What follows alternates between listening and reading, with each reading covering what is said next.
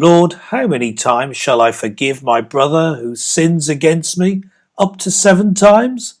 Jesus answered, I tell you, not just 7 times, but 77 times. Hello and welcome to the show. Colourful conversations with Clergyman Pete and Businessman Mark. This week we discuss Trump Apology Syndrome.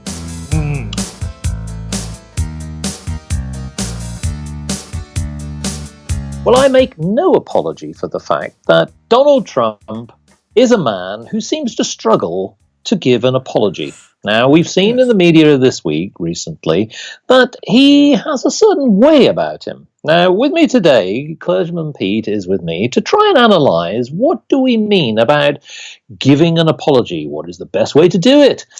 What is the best way not to do it? Clergyman Pete, when I look at Donald Trump, I sort of think to myself, he is a person who seems to be content with his lot. When he makes a mistake, I'm not entirely sure whether he's ever going to admit it.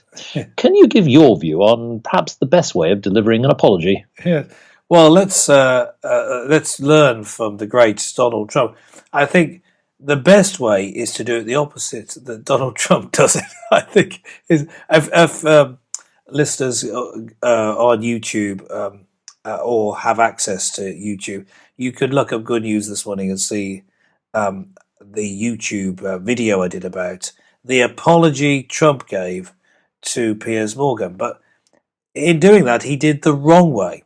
What you need to do is first assess whether the accusation against you is true, and then when you apologise, admit to the truth of it, so that the apology is then true, and just be open, frank, and apologise, then move on. That's the way to do it. If it's possible, do it in person and look them in the eye, but however you do it briefly and concentrate on apologising for the offence, then move on. Don't, in other words, do two things, one of which Donald Trump did wrong on that occasion, and that don't sort of half apologise. That doesn't do anyone any good. That actually makes it worse, makes the offence worse, really, in my opinion. Although people could, if they really want the apology, as I think in this case, have just grasped at the half apology. And so, people want, people who didn't want to be mad at him grasp at the half apology. I guess there were some people who were still going to be angry at Donald Trump, whatever he does. And the other thing to do is not make it about you. Yes, I'm really sorry because I've had a bad time recently and it worries me and I'm apologising. I'm so sorry. And making you the victim makes it also not an apology. So the simple thing I'm saying is this.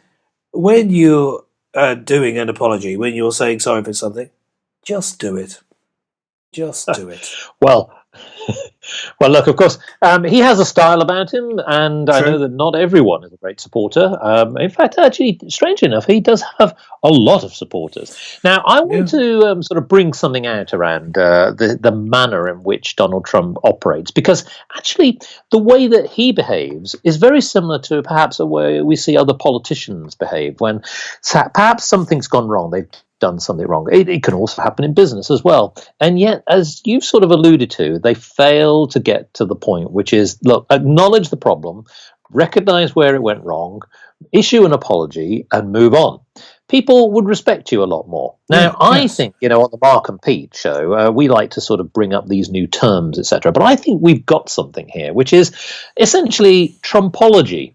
Yes. This is this idea that you issue an apology, but you haven't really one. And here's an example, just again manifested in this, in the best way possible, which is just a little poem. Imagine Donald Trump, I think this sums you up. So, Donald Trumpology. I wish to issue an apology for misusing social technology by means of a methodology to enforce my ideology.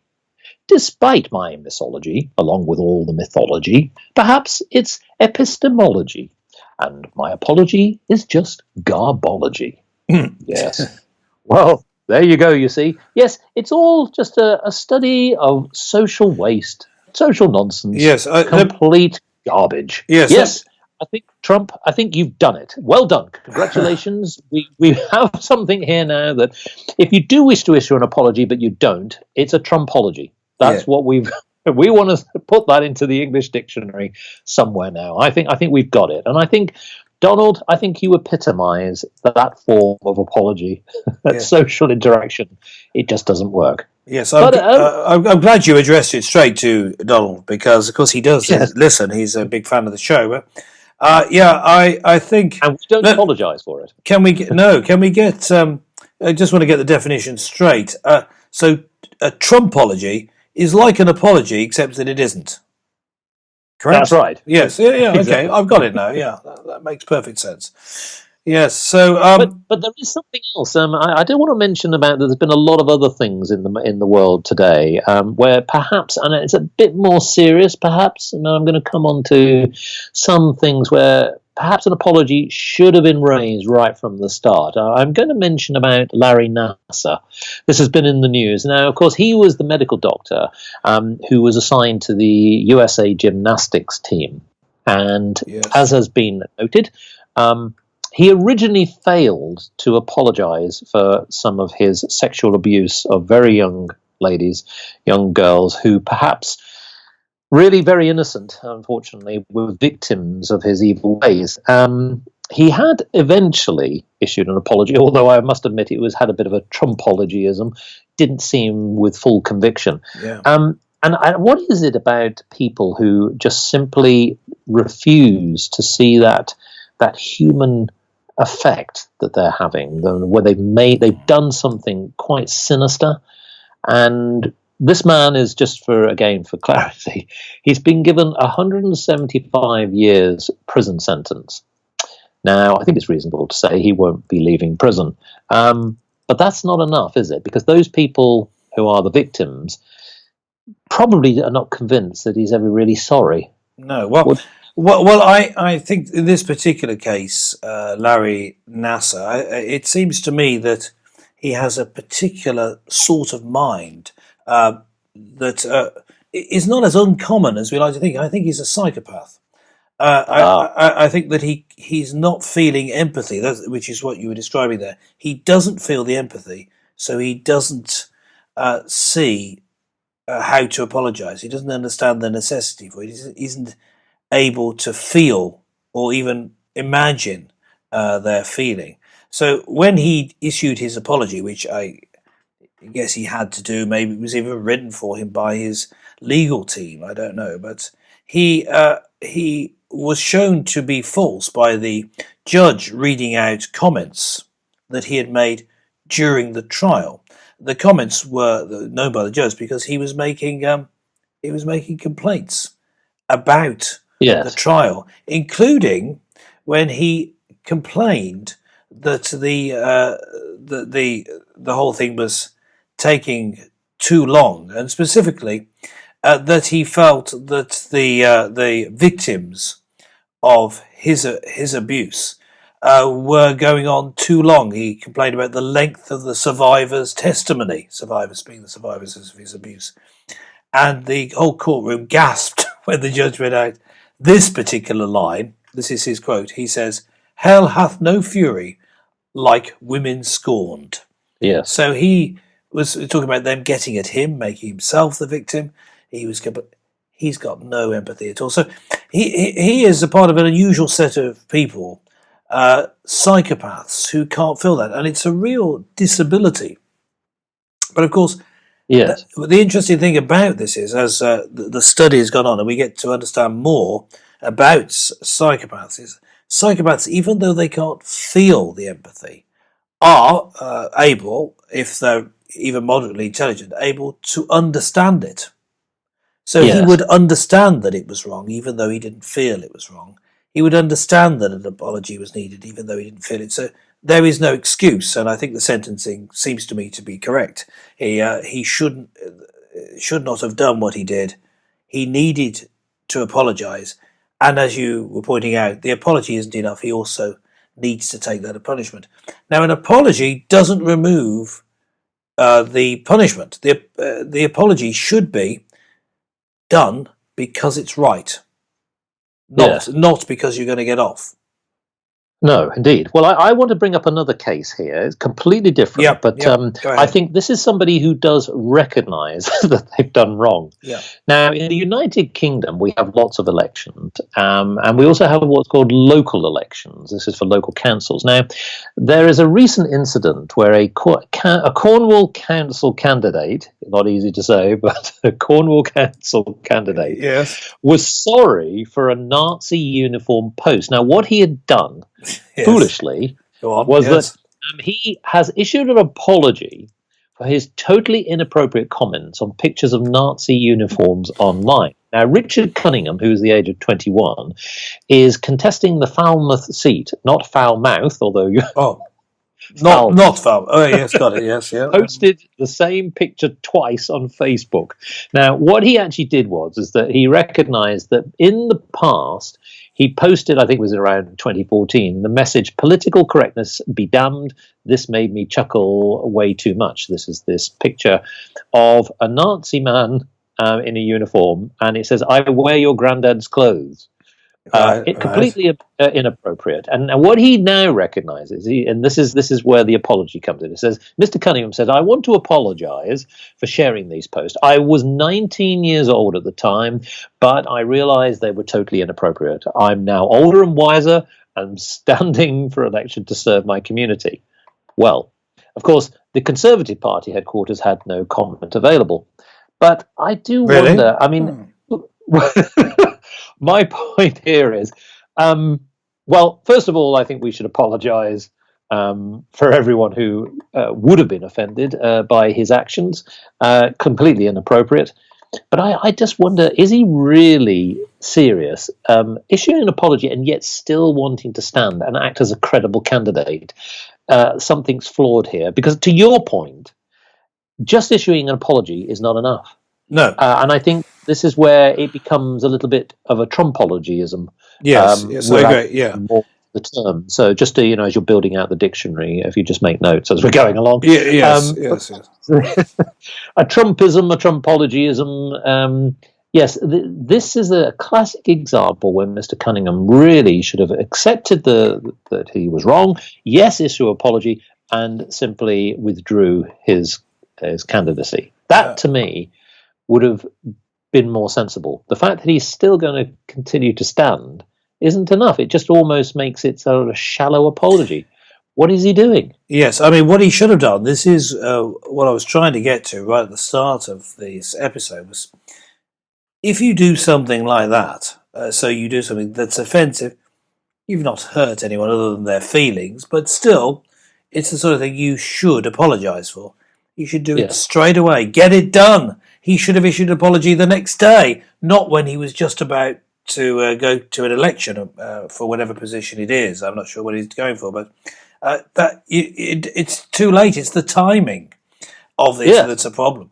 You do it. Get your apologies in quick as soon as you're aware. Now the problem is, of course, if he really wasn't aware that was offensive beforehand, then if you need that pointed out to you, I'm not going to vote for you. So I think that it shows a certain attitude. That's why it's a problem for being elected to public office. It's not the doing of it. It's you do it. You're a bit mad. You thought it was funny, but you should apologise there and then, not just when it's convenient for you. No. And I'm going to give you another one here. Now, this is one where I think it's quite genuine, and this is an unfortunate situation. I can imagine why it caused much stress. But this is something that happened in England. It says this is the Quarriers sorry for removing headstones at children's homes. So what happened here was a charity has apologised for any distress caused over the removal of headstones from a cemetery at a former children's home. Now, it was thought around 80 headstones were removed from the cemetery at the Quarriers' home, and this is in Renfrewshire. And this was sometime in the 1960s that this was put in place, and the charity said it had plans to have them reinstated. Yeah. Now, I can imagine that probably with genuine intent that they just thought, well, the cemetery in Bridge and Weir, which dates back to, I think, the late 1800s, is now going to be given a commemorative plaque. But I mean, there are genuine situations where somebody might just make a mistake, but not always realise that people might take offence. But what they have done is try to address the situation with genuine attempt. And I think that this is good, because the people who are the spokespersons from the charity have said, we understand this is a sensitive issue and apologise for any distress this has caused to former residents or their families. So there, I think that there is a point where it's got to hit the headlines, it's caused some stress, but I don't think it was there with maliciousness. I don't think that they had done it with any kind of malice aforethought.